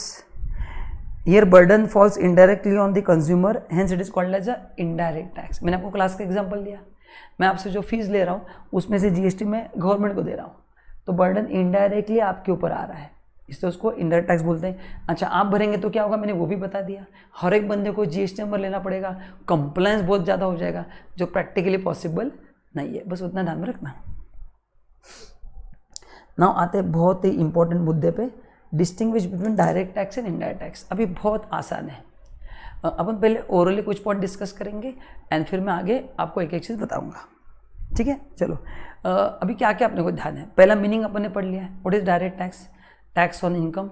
What is indirect tax, tax on goods and services. दूसरा, burden. Income tax का burden अपने पर direct आता है, correct ना। Indirect tax का burden indirectly end user पे आता है, करेक्ट ना। तो who bears the burden, the final consumer, ठीक है ना। तीसरा डिफरेंस अभी आप मेरे को बताएंगे। तीसरा डिफरेंस आप सबके लिए क्वेश्चन है, जितने लाइव में बैठे हैं, जितने वर्चुअल में हैं, आप में से कितने लोग डायरेक्ट टैक्स पे कर रहे हैं, हाथ ऊपर करना। या आपके फैमिली में कितने लोग, मतलब आप are you paying direct tax? No. हाँ, आप में से अगर कोई जॉब कर रहा है, जो लाइव में बैठे हैं, जो वर्चुअल में बैठे हैं, तो yes, then there is a possibility कि आप डायरेक्ट टैक्स पे कर रहे हो, करेक्ट है ना। अच्छा, दूसरा क्वेश्चन है, are you paying indirect tax? हाँ सर, इनडायरेक्ट टैक्स तो हम पे कर रहे हैं। रोज हम स्नैक्स खरीदते हैं, बालाजी वेफर्स, तानाजी वेफर्स खरीदते हैं, उसमें GST है। पेप्सी खरीदते हैं, उसमें GST है। मैकडी का बर्गर खाते हैं सर, उसमें GST है। शॉपिंग मॉल में जाते हैं, उसमें GST है। खाना खाते हैं, उस पर GST है, करेक्ट ना। स्टेशनरी खरीदते हैं, उस पर GST है सर। क्लास की फीस भरा, उस पर GST है। कार परचेज की, उस पर GST है। मोबाइल बिल पे GST है। कंप्यूटर लैपटॉप परचेज किया, उस पर GST है। कपड़ों पे GST है। ज्वेलरी पे GST है। जूतों पे भी GST है। बचा क्या? कुछ भी नहीं, करेक्ट ना। तो इसका मतलब ये है कि इनडायरेक्ट टैक्स इंडिया में हर एक बंदा देता है, लेकिन डायरेक्ट टैक्स पे करने वाले लोग बहुत कम है, क्योंकि जो इनकम अर्न करता है वही टैक्स देता है। सो आपके फैमिली में, if I am not wrong, might be your father working और father and mother both are working, तो वो दोनों इनकम टैक्स देते रहेंगे। जब आप कब काम करना स्टार्ट करोगे तो आप भी दोगे, लेकिन इनडायरेक्ट टैक्स तो हर एक बंदा दे रहा है। I hope this is clear. Indirect tax आपके फैमिली में हर एक बंदा दे रहा है, ठीक है। ये तीसरा पॉइंट हो गया, ठीक है। चौथा पॉइंट, अभी मैं आपको एक बहुत इंटरेस्टिंग एग्जांपल दे रहा हूँ। मेरा फेवरेट बिस्किट है ग्लूकोज, पार्ले जी एंड मारी, ये मेरे फेवरेट बिस्किट है। मैं एवरीडे जब चाय पीता हूँ घर पे, आई ईट डेली 2 बिस्किट्स कंपलसरी, कुछ भी हो जाए। मैं बाहर गया तो यहाँ से पार्सल लेके जाता, मेरे को इतना पसंद है, क्योंकि वहाँ पे नहीं मिला तो मेरे वांदे हो जाएंगे। तो I am addicted to biscuits, but 2 ही खाता हूँ, ठीक है, डजन भर नहीं खाता हूँ। नाउ एक दिन क्या हो गया, मैं पार्ले जी बिस्किट लेने गया शॉप में, है ना, वहाँ था ना फैमिली पैक 5 रुपये का, है ना, मजाक कर रहा हूँ, 5 रुपये का पैक आता है। और मेरे बाजू में खड़े थे मिस्टर मुकेश भाई अंबानी, ठीक है। तो मैंने भी 5 रुपये दिया और उन्होंने भी 5 रुपये दिया, एंड दोनों को एक एक ग्लूकोज बिस्किट पसंद आ गया, एक एक मिल गया, ठीक है ना। उनको भी पसंद है, मेरे को भी पसंद है ग्लूकोज बिस्किट। जो इंडिया में इंटेलिजेंट लोग हैं ना, उनको ग्लूकोज बिस्किट पसंद है बहुत, तो हम दोनों तो है ही, आपका पता नहीं, ठीक है। सो हम दोनों ने बिस्किट खरीद लिया 5 रुपये का। मैं घर पे जा रहा था, मैंने सोचा ये तो गलत हो रहा है मेरे साथ। मैंने भी 5 रुपये दिए, श्री मुकेश भाई ने भी 5 रुपये दिए, और दोनों के ऊपर सेम GST। एक्चुअली कितना बड़ा आदमी, richest man in India and world में भी टॉप 10 में ही, तो दोनों पे बर्डन सेम। मैं गया शॉप के पास, उसको बोला भाई ये ऐसा कैसा है। उसने कहा सर मैं क्या कर सकता हूँ, गवर्नमेंट ने वैसा बोला है कि सबके लिए एक प्राइस, तो खरीदार अमीर हो या गरीब हो, खरीदने वाला कोई भी हो, 5 रुपये कुछ भी हो जाए। तो मैंने बोला ये तो गलत है। उसने कहा सर गलत है, बस ये एक प्रॉब्लम है इंडायरेक्ट टैक्स में, इसको बोलते हैं रिग्रेसिव इन नेचर। मतलब आपका इनकम कितना है फर्क नहीं पड़ता है, बर्डन सब पे इक्वल मतलब जो भी रेट है वो आता है। तो खरीदार अमीर हो या गरीब हो, है ना, रिच हो या पुअर हो, श्रीमंत हो या गरीब हो, इंडायरेक्ट टैक्स का बर्डन सबके ऊपर सेम आता है। जैसे आप सबने मेरे क्लासेस लिए, अभी हर एक का फैमिली बैकग्राउंड अच्छा कितना अच्छा है मेरे को नहीं पता, किसी का अच्छा है, अच्छा तो सबका है, किसी का बहुत अच्छा है, किसी का बहुत अच्छा है, किसी का और एक्सट्रीम अच्छा है, लेकिन बर्डन सबके ऊपर एक जैसा आया है, सबके ऊपर बर्डन एक जैसा आया है। Are you getting my point? ये है, तो ये प्रॉब्लम है as per as GST is concern, ठीक है। अभी ऐसे और एक एग्जांपल देता हूँ। एक बार मैं इमेजिनरी एग्जांपल दे रहा हूँ, मैं इनकम टैक्स रिटर्न भरने गया था इनकम टैक्स के ऑफिस में। इमेजिनरी एग्जांपल, अभी तब सब ऑनलाइन होता है, और मेरे बाजू में मुकेश भाई भी खड़े थे, श्री मुकेश भाई, मजाक में एग्जाम्पल है। और मैंने उनका इनकम टैक्स रिटर्न देखा, मेरा इनकम टैक्स लाखों में, उनका इनकम टैक्स 1000 करोड़ में। मैं बोला अरे बहुत ज़्यादा इनकम टैक्स दे रहे। तभी मेरे को समझ में आ गया कि इनकम टैक्स बहुत होशियार है। उसने क्या बोला है कि जैसे आपका इनकम बढ़ेगा वैसे ही आपका टैक्स बढ़ेगा, करेक्ट ना। इंडिया टैक्स में वैसा नहीं होता है। तो ये और एक डिफरेंस है जिसको बोलते हैं progressive in nature. So income tax is a progressive in nature. As your income goes up, your tax liability will simultaneously go up, but that won't happen in indirect tax. आपका income बढ़े या ना बढ़े, tax का जो levy वो as it is same रहेगा। So that is the next difference. Fourth difference था रिग्रेसिव एंड प्रोग्रेसिव। एंड पांचवा डिफरेंस है एग्जाम्पल। तो डायरेक्ट टैक्स का एग्जाम्पल इनकम टैक्स है, इनडायरेक्ट टैक्स का एग्जाम्पल है GST या कस्टम। तो ये 5 पॉइंट मैंने आपको यहाँ पे दिए, अपन एक बार फटाफट पढ़ लेते हैं, ठीक है। चलो देखो, incidence and impact. A tax is said to be direct when impact and incidence are on one and same person, है ना। इसका बर्डन खाली आपके ऊपर रहेगा। If the impact of tax is on one person and incidence on another, हाँ correct ना। मतलब मैं बर्डन पास ऑन कर रहा हूँ, मेरे पे टैक्स आ गया कार खरीदते समय, डीलर मैंने बिल आपको बना के दिया, मैंने आपसे जेब फाड़ के कलेक्ट किया आपका, तो बर्डन में पास कर रहा हूँ इनडायरेक्ट टैक्स। देखो ये बर्डन यहाँ पे cannot be shifted, here burden can be shifted. Validity, direct tax are lesser burden than indirect tax as people, direct tax are based on income earning ability of people. मतलब लिखो progressive. Progressive का मतलब क्या है, लिखो बाजू में, as income increases tax increases. And यहाँ पे रिग्रेसिव है। What is regressive? आपका इनकम बढ़े या ना बढ़े उतना टैक्स देना है। देखो इर्रेस्पेक्टिव ऑफ फाइनेंशियल पोजीशन, क्योंकि MRP सबके लिए सेम रहता है। तो हमने जो बिस्किट खरीदा दोनों ने 5 रुपये प्राइस था और उसमें GST भी सेम ही था, क्या करें। हाँ, अभी एडमिनिस्ट्रेशन वायबिलिटी, अभी इनडायरेक्ट टैक्स कलेक्ट करना काफ़ी आसान है, क्योंकि सामने वाले को पता ही नहीं चलता कि उसको इनडायरेक्ट टैक्स देना है। मतलब जब मार्केट में आप जाते हैं, है ना, फॉर एग्जांपल जैसे अभी मैं आपको टैक्स पढ़ा रहा हूँ, मेरे को पता है कि आपको मेरा टैक्स पढ़ाना बहुत पसंद आने वाला है। I am 100% sure, 100%, there is not a slight 1% doubt. इतना दिल से मैं आपको पढ़ाने वाला हूँ, तो आप वो चिंता ही मत करना। मेरे सब्जेक्ट की रिस्पॉन्सिबिलिटी, इसके बाद आप निश्चिंत रहो, बस मेरे साथ रहना है एंड तक, बाकी सब मैं देख लूँगा, है ना, एकदम आराम से रहना है। तो मैंने आपको सब्जेक्ट पूरा पढ़ा दिया, सब्जेक्ट पढ़ा के पूरा कंप्लीट हो गया, आप खुश हो गए, एंड आप सबने खुश होकर मेरे को एक BMW कार गिफ्ट की। तो आप जाएंगे शॉप डीलर के पास, आप बोलेंगे एक BMW कार दो, विपुल सर को गिफ्ट करना है। आप बोलेंगे कितना प्राइस, उसने कहा 60 लाख। आप ऐसे चेक निकाल के उसको 60 लाख ऐसा फेंक दोगे उसके मुंह पे, एंड वो आपको गाड़ी देगा, फिर आप मेरे को पुणे में ला के दोगे, मेरे को पता है। तो ये जब आपने 60 लाख पे किया ना, इसमें ऑलरेडी टैक्स था, but you never asked him, because अपना फोकस फाइनल प्राइस पे रहता है। No one ask breakup.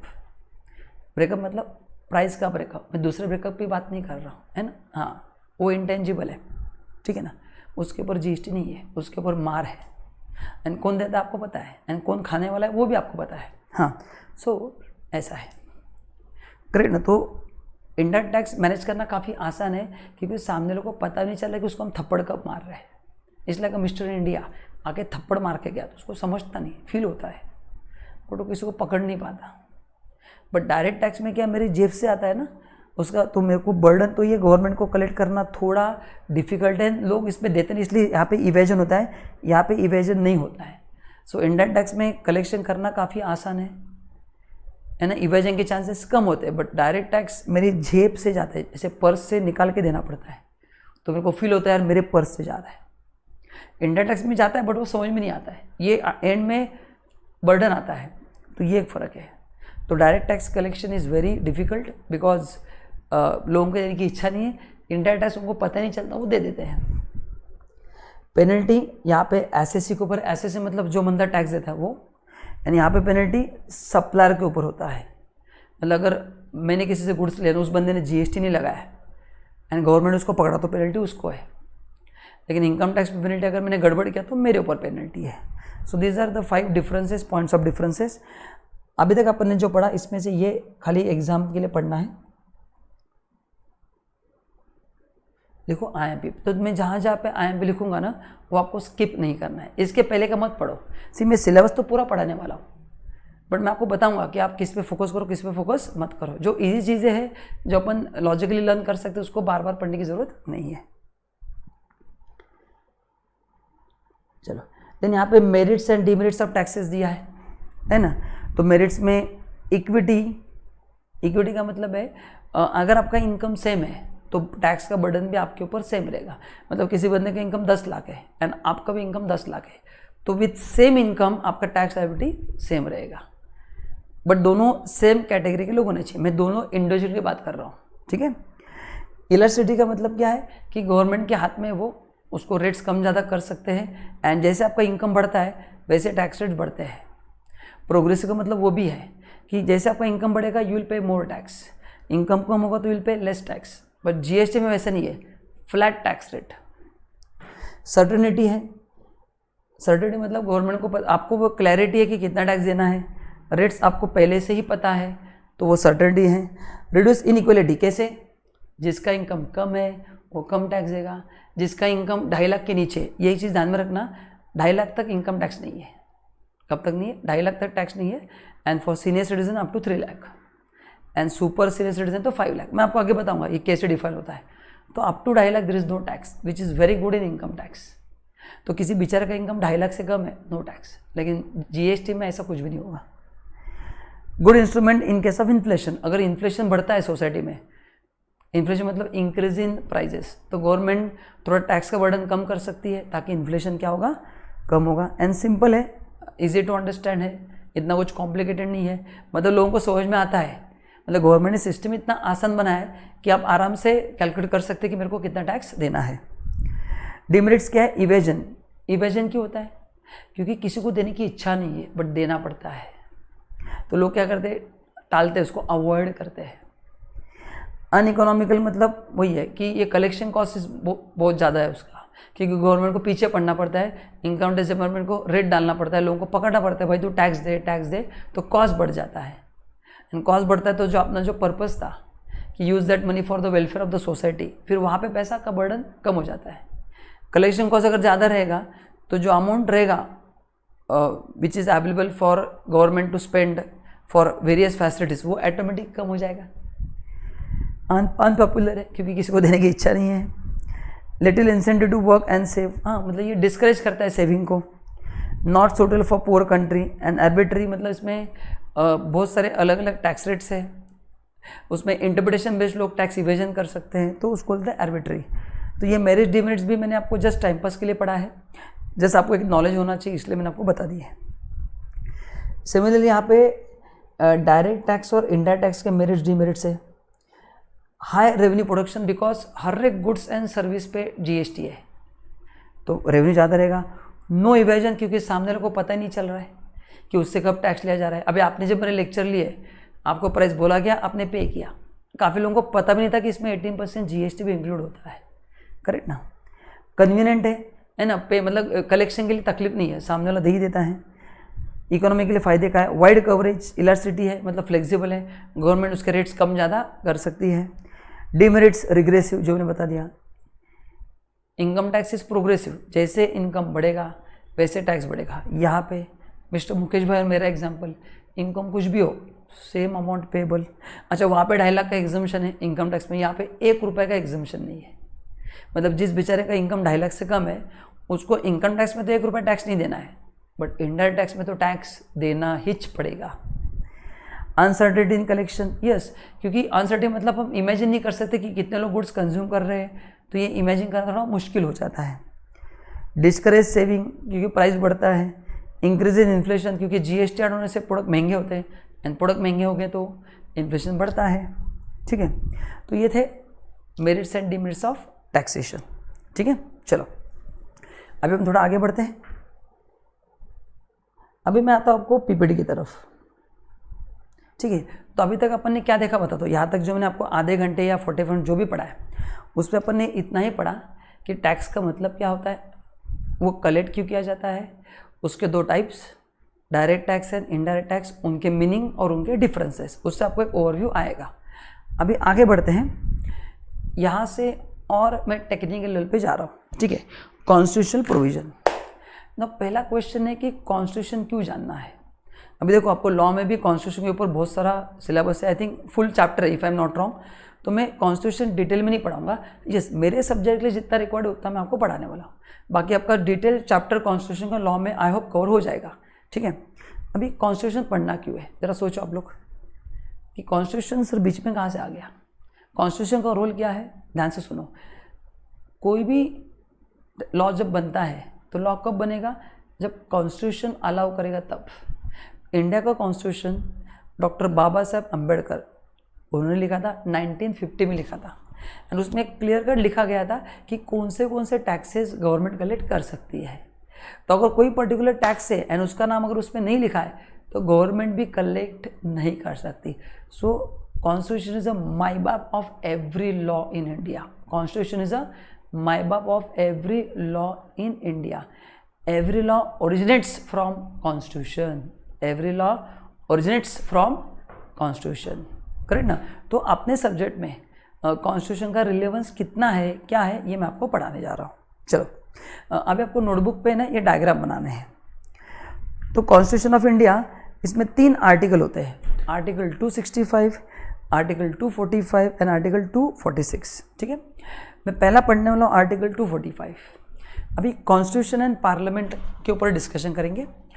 Constitution में लिखा गया है कि 1, 2, 3, 4 पे टैक्स कलेक्ट कर सकते हैं। ठीक है, अच्छा आपको एक पहले भारी एग्जाम्पल देता हूँ। जब जीएसटी आया था ना 1 जुलाई 2017 को, कॉन्स्टिट्यूशन तो 1950 में बना है, उस समय जीएसटी नहीं था, उस समय उसमें एक्साइज लिखा था, सर्विस टैक्स लिखा था, वैट लिखा था, सीएसटी लिखा था, XYZ, उन सबको हटा के, सर्विस टैक्स तो 1994 में है, ठीक है, तो पुराने टैक्सेस को हटा के जीएसटी लाना था, लेकिन कॉन्स्टिट्यूशन में लिखा नहीं था। तो पहले कॉन्स्टिट्यूशन को अमेंड किया गया उसमें जीएसटी वर्ड ऐड किया गया एंड फिर जीएसटी का लॉ लाया गया। ये उसका महत्व है। ये कॉन्स्टिट्यूशन अमेंड कैसे किया गया फॉर जीएसटी, ये मैं जीएसटी में पढ़ाऊंगा। ये डायरेक्ट टैक्स में से कोई संबंध नहीं है। डायरेक्ट टैक्स पहले भी था और आज भी है, करेक्ट ना। तो ये कॉन्स्टिट्यूशन का मैं आपको महत्व बता रहा हूँ कि जब तक कॉन्स्टिट्यूशन में नहीं लिखा जाएगा वो लॉ नहीं बन सकता। तो constitution gives power to parliament to make law. तो कॉन्स्टिट्यूशन में लिखा है कि भाई तुम लगाओ, लोगों के ऊपर इनकम टैक्स लगाओ, ठीक है, ये लिखा है, बट लगाने का अधिकार पार्लियामेंट को दिया है। किसको दिया है? पार्लियामेंट। अभी पार्लियामेंट क्या होता है मैं थोड़ी देर के बाद एक्सप्लेन करता हूँ, है ना, पहले मेरे को खत्म करने दो। तो आर्टिकल 245 वेरी इंपॉर्टेंट, एग्जाम में क्वेश्चन पूछते हैं 1 मार्क के लिए कि आर्टिकल 245 क्या करता है। तो क्या लिखना है आपको? Constitution gives power to parliament to make law, that is the rule of article 245। अभी India is a federal state, मतलब यहाँ पे सेंट्रल गवर्नमेंट भी और स्टेट गवर्नमेंट भी है। इतना तो आपको पता रहेगा, कुछ टैक्सेस सेंट्रल को मिलते हैं, कुछ टैक्सेस स्टेट को मिलते हैं। नहीं पता है तो भी मैं आगे जाके आपको बताऊंगा, अगले साइड में अपन उस पर भी आएंगे कि with respect to our subject कौन सा टैक्स किसको मिलता है, ठीक है। तो ये टैक्स कलेक्ट करने के बाद, है ना, पार्लियामेंट में उसके ऊपर लॉ बनेगा, फिर टैक्स कलेक्शन स्टार्ट होगा। रेवेन्यू किसको मिलेगा? सेंट्रल गवर्नमेंट को मिलेगा, स्टेट गवर्नमेंट को मिलेगा, या दोनों को मिलेगा? ये आर्टिकल 246 बताता है। देखो लिखा है allocation of revenue between central government and state government. बस अभी इतना ही समझना है। वो एलोकेशन कैसे होगा ये अगले 2 पीपीटी में मैं आपको सब बताऊंगा। मैंने आपको पहले ही कहा है, थोड़ा दोस्तों पेशेंस रखना, है ना, बहुत बड़ा सब्जेक्ट है, मैं आपको बहुत बड़ा लॉ पढ़ाने जा रहा हूँ। तो पहले 3-4 दिन तो मैं बेसिक्स ऑफ लॉ ही पढ़ाता हूँ, पहले 3-4 लेक्चर। उसके बाद आप रेडी रहोगे मेरे हिसाब से to learn this subject called as income tax.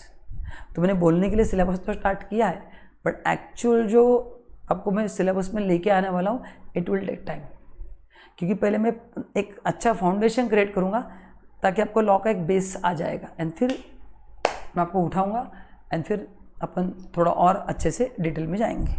मतलब एक्चुअल वर्किंग वगैरह आपको फिर वहाँ से थोड़ा मज़ा आएगा। तो पहले 3-4 लेक्चर दोस्तों थेरी होंगे, बट आपके बहुत फ़ायदे के हैं, ठीक है। सो यह था आर्टिकल 246। नाउ आर्टिकल 265 क्या बोलता है?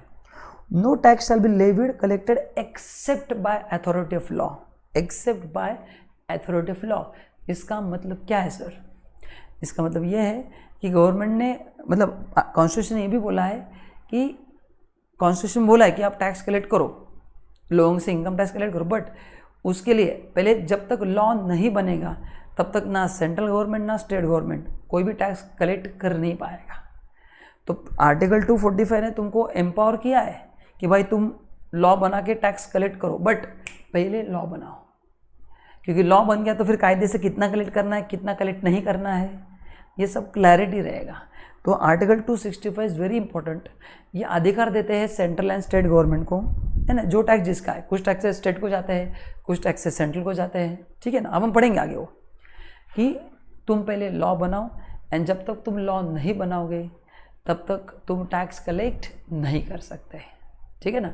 लॉ बनाना ज़रूरी है, उसके बाद ही तुम टैक्स कलेक्ट कर सकते हो, ठीक है। सो आप इसको लिख लो, मैं 1 मिनट रुकता हूँ एंड फिर अपन आगे बढ़ते हैं। चलो फटाफट लिख लो, लिख लो, इंपॉर्टेंट डायग्राम है, एंड कीप फुल पेज, क्योंकि इसके कनेक्टेड डायग्राम में नीचे बनाने वाला हूँ। सो अगर आप पूरा पेज लेंगे तो मेरे को थोड़ा अच्छा लगेगा, है ना। टेक फुल पेज और इसको हाफ पेज में एडजस्ट कर देना। तो मेरे को कनेक्टेड डायग्राम बनाना है इसलिए।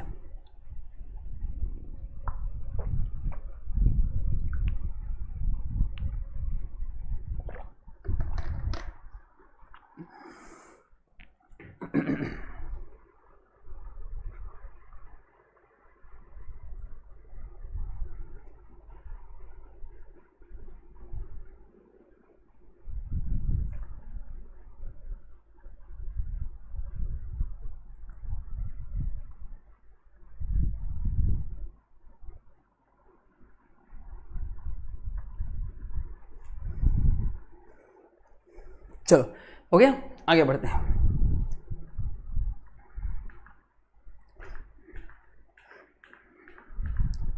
अच्छा अभी देखो, अपन ने पढ़ा था ना आर्टिकल 246। आर्टिकल 246 क्या करता है? Allocation of revenue between central government and state government, ठीक है ना। देखो अभी constitutional provision gives power central government to make law, schedule 7 of the constitution, तो आर्टिकल जो 246 है ना, वो एलोकेशन 3 पार्ट में किया है। वो एलोकेशन शेड्यूल 7 में दिया है। सर कैसे वो एलोकेशन? पहला है लिस्ट 1 यूनियन लिस्ट, दूसरा है लिस्ट 2, तीसरा है लिस्ट ई कॉन्करेंट लिस्ट। अब इसका मतलब क्या है, जो भी टैक्स कलेक्ट होगा, करेक्ट ना, वो इस लिस्ट 1, 2, 3 के हिसाब से डिवाइड होगा, एकदम सिंपल। सर लिस्ट 1 क्या है? लिस्ट 1 में जो भी ड्यूटीज एंड टैक्सेस लिखे गए हैं, जो आर्टिकल ने वो एलोकेशन किया है ना, वो रेवेन्यू सेंट्रल गवर्नमेंट को मिलेगा। तो ये नेक्स्ट क्वेश्चन आपको एग्जाम में आएगा कि लिस्ट 1 में जो भी टैक्सेस है किसको मिलते हैं, क्या लिखोगे बताओ? आप लिखोगे सेंट्रल गवर्नमेंट को मिलेगा, करेक्ट। लिस्ट 2 में जो टैक्सेस है वो किसको मिलेंगे? स्टेट गवर्नमेंट को मिलेंगे। किसको मिलेंगे? स्टेट गवर्नमेंट, ठीक है। तो अपना जो डायरेक्ट टैक्स है जो मैं आपको पढ़ाने जा रहा हूँ वो लिस्ट 1 में है, कस्टम ड्यूटी लिस्ट 1 में है, तो ये रेवेन्यू डायरेक्टली सेंट्रल गवर्नमेंट का है, ठीक है। लिस्ट 2 में आते हैं स्टेट के टैक्सेस, ठीक है। एंड लिस्ट 3 इसको बोलते हैं concurrent list. Know what is concurrent list? इसका मतलब है स्टेट को भी अधिकार है और सेंट्रल को भी अधिकार है उस चीज़ पे लॉ बनाने का, तो दोनों मिलके टैक्स लेते हैं। तो ये है GST. GST comes under concurrent list. GST पे सीजीएसटी भी लगता है जो सेंट्रल गवर्नमेंट को जाता है, एंड एसजीएसटी लगता है जो स्टेट गवर्नमेंट को जाता है। तो जीएसटी अपनाता है कॉन्करेंट लिस्ट में, जहाँ पे दोनों गवर्नमेंट को अधिकार दिए हैं टैक्स लगाने के। In simple words what is the learning point? List 1 में जो भी टैक्सेस है that is absolute revenue of central government. List 2 में जो भी टैक्सेस है that is absolutely revenue of state government. And list 3 में दोनों को अधिकार दिया है, मतलब central and state can have their own law and they can levy tax accordingly, ठीक है। आप इतना लिख लो और ये एक एक लाइन जो मैंने बताया वो ध्यान में रखना।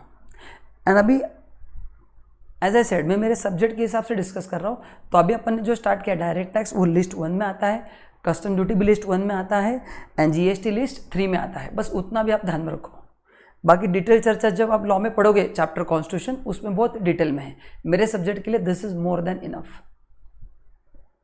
तो अपन ने पूरा ओरिजिन से पढ़ना स्टार्ट किया कि कॉन्स्टिट्यूशन का रोल क्या है, एंड इसके बाद मैं पार्लियामेंट के ऊपर भी डिस्कशन करूंगा कि पार्लियामेंट होता क्या है ना। काफ़ी लोगों को पता नहीं कि पार्लियामेंट होता क्या है, तो वो भी डिस्कस करेंगे अपन।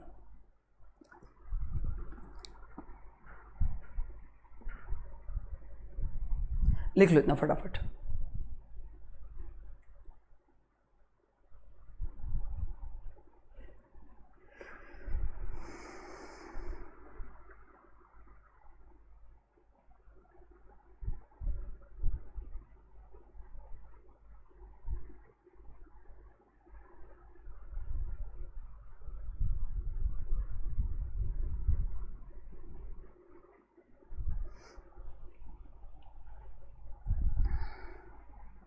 ठीक है, चलो आगे बढ़ते हैं।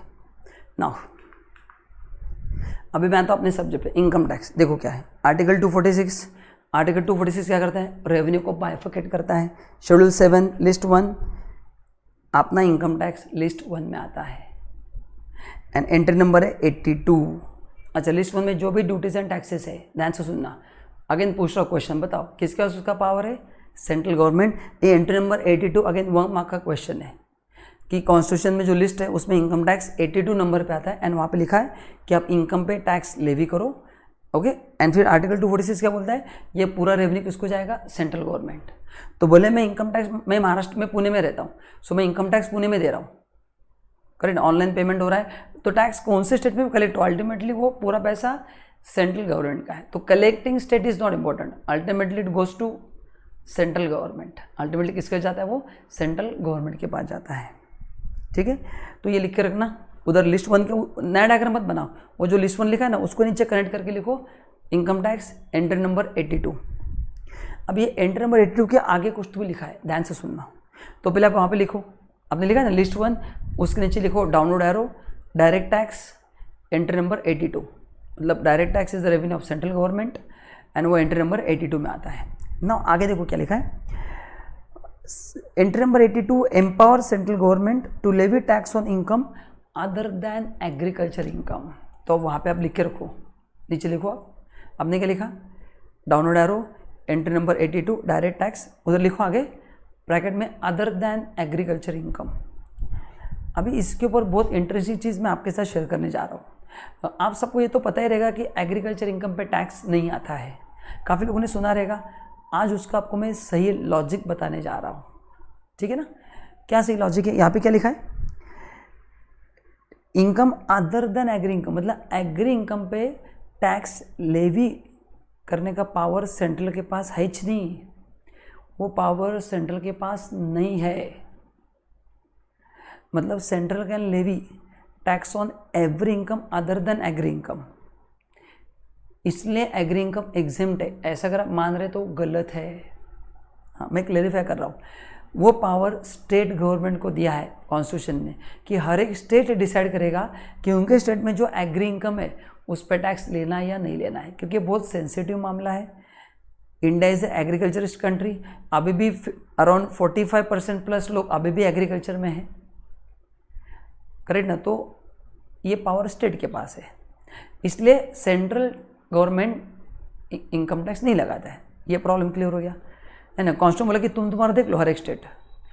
अभी आते हैं स्टेट की बारी, तो फिर सर आपका क्वेश्चन रहेगा सर ऐसा कोई इंडिया में स्टेट है क्या जिन्होंने एग्री इनकम पे टैक्स लगाया। मेरा आंसर होगा हिम्मत नहीं है। क्यों सर, अरे एग्री इनकम पे अगर टैक्स लगा दिया तो बेचारा फार्मर ऑलरेडी परेशान है ना। Climatic condition, government policies, these are the major 2 challenges in front of farmer, and जिनसे वो बहुत बुरी तरह से लड़ रहे हैं। अभी उनके इनकम पे अगर टैक्स लगा दिया ना तो उस स्टेट की जो खुर्ची है ना, सत्ता गायब हो जाएगी। तो किसी स्टेट में हिम्मत नहीं है फार्मर के ऊपर टैक्स लगाए, इसलिए फार्मर के ऊपर टैक्स नहीं है। तो लेवी का अधिकार स्टेट के ऊपर है, स्टेट को दिया गया है। बट किसी भी स्टेट में, फिर वो बीजेपी हो, कांग्रेस हो, एनी गवर्नमेंट, कितने भी गवर्नमेंट बदले, बट कोई भी गवर्नमेंट फार्मर के ऊपर टैक्स नहीं लगाएगा। इसलिए आप कभी भी देखना, कोई भी सरकार आने दो, बीजेपी हो, कांग्रेस हो या कोई भी हो, है ना, दे ऑलवेज सपोर्ट फार्मर्स, है ना। कोई भी पार्टी हो, they always support farmer, because vote bank बहुत बड़ा है। फार्मर अभी भी इंडिया में 45+% है। तो उनके अगर अपन ने मन जीत ले तो वोट मिल गए तो फिर बाकी की कहानी खत्म, है ना। तो पॉलिटिशियंस, कोई भी पॉलिटिकल पार्टी हो, फार्मर के हमेशा वो फेयर में रहते हैं। हमेशा they try to do as much as possible for the farmers, because to get that vote we need to win their confidence, trust, तो करना पड़ता है। तो इसलिए उनके ऊपर टैक्स नहीं है। सो ये पॉइंट लर्न किया तो आई एम हैप्पी। ये ऐसे आपको जो लॉजिकल चीज़ें ये आपको सही तरह से समझना है। तो बताओ, एग्री इनकम का लेवी करने का पावर किसके पास है, सेंट्रल या स्टेट? स्टेट के पास। बट कोई भी स्टेट अभी उस पर टैक्स नहीं लगा रहा है, कोई भी स्टेट उसके ऊपर टैक्स नहीं लगा रहा है। तो at present agri income is exempt. ठीक है, चलो आगे बढ़ते हैं, ठीक है। एंड तो ये अपना जो एक्ट 1961 में बना है, तो ठीक है, बाकी चीज़ें इट्स ओके, बस आपको उधर ऐड कर दो। आगे बढ़ते हैं। नाउ अभी थोड़ा सा डिस्कशन करेंगे पार्लियामेंट एंड स्टेट लेजिस्लेचर के ऊपर, थोड़ा सा, ज़्यादा डिस्कशन नहीं करूँगा। बेसिकली अपन ने पढ़ा ना कि कॉन्स्टिट्यूशन पावर किसको देता है, पार्लियामेंट को देता है लॉ बनाने का। किसको देता है, पार्लियामेंट को। तो आपने मेरे से क्वेश्चन पूछना चाहिए, सर व्हाई पार्लियामेंट, पार्लियामेंट को क्यों दिया है? क्योंकि वहाँ पे दोनों लोग रहते हैं, लोकसभा एंड राज्यसभा, है ना। So Lok Sabha means lower house, Rajya Sabha means upper house. अभी लोअर हाउस अपर हाउस मतलब थिएटर में होता है ना, बालकनी एंड वैसा नहीं, ये बोलने के लिए है ना, भावनाओं को समझो, नहीं तो आप इमेजिन करोगे अपर हाउस लोअर हाउस, ऐसा कुछ भी नहीं बोलना है, ऐसा कुछ भी नहीं बोलना है, ठीक है।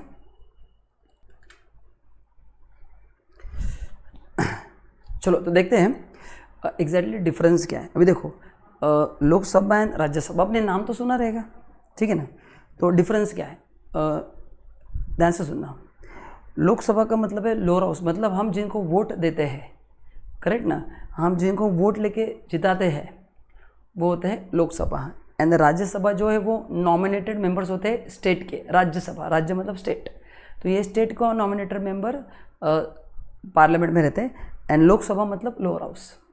तो लोअर हाउस क्यों बोला जाता है सर, क्योंकि इनको आम जनता का रिप्रेजेंटेटिव माना जाता है ना, आम जनता, आम अदालत, जिसको लोअर हाउस नाम दिया। This is the logic why it's called as lower house, क्योंकि आम जनता ने चुना हुआ प्रतिनिधि है और वो भी आम रहेगा, खाने का आम नहीं, जनरल रहेगा, मतलब इसलिए उसको बोलते हैं lower house. And upper house मतलब वो राज्यसभा ने नॉमिनेट किए, इसलिए उसको बोलते हैं राज्यसभा।